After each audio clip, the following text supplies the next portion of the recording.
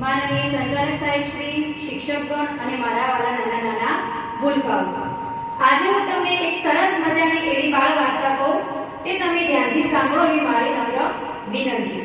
તો આપણે આજે બાળ વાર્તા સાંભળીએ જેનું નામ છે તોફાની હરણ અને વાનર।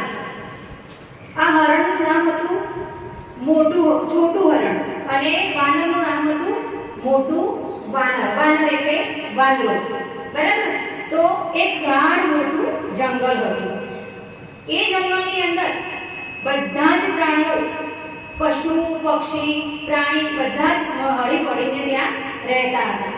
હવે આ જંગલનો એક નિયમ હતો અને એ નિયમો અને એ જંગલનો બધો જ જે જંગલની વ્યવસ્થા છે, જંગલના નિયમો છે, એ બધાનું જ અનુસરણ એ બધા જ કરતા। એક હાથી, એક સિંહ અને એક બાજ આ જંગલના નિયમો ચલાવતા।